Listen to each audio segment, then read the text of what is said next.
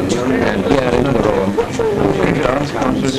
Prime Minister and Foreign Secretary. This is live? No, this is... Only 9 microphones. It's true, isn't it? Oh, there you are. Oh, all right. You like a break, don't you, for some of them? Yeah? What's up? Could you start something? You can go ahead now. Just over a month ago, the Foreign Secretary and I set out on our visit to Moscow. I think we called it a voyage of discovery. And what we learned there was, we felt, sufficiently encouraging for us to report on our impressions to our friends and allies and to talk over the whole situation with them. So we went on to Paris and Bonn, as we had planned, and after that to Ottawa and Washington. Our journeys are now completed.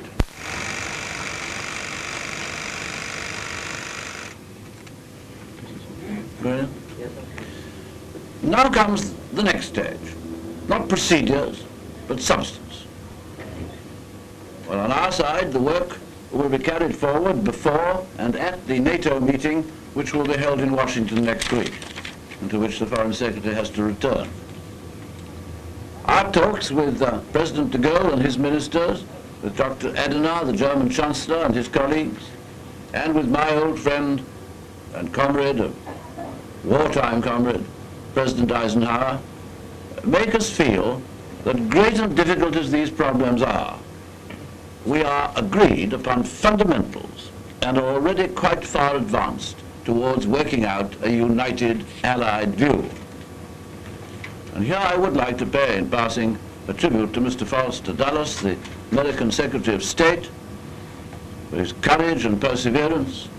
In spite of his serious illness, he was able to take part in our talks.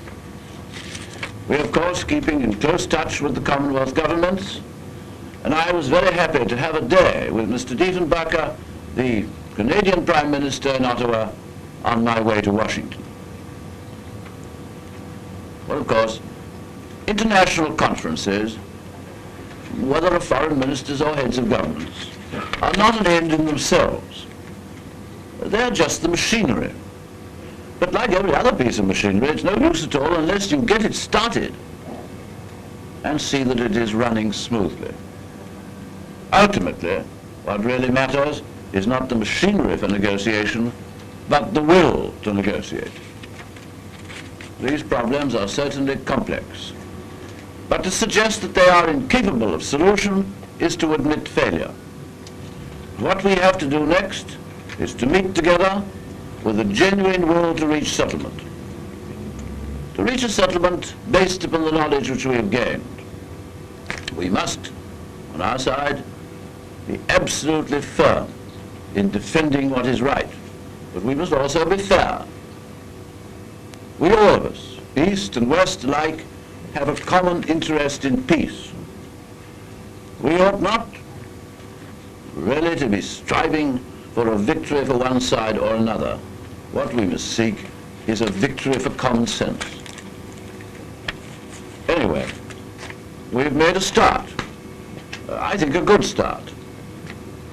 We shall do our best. Good night.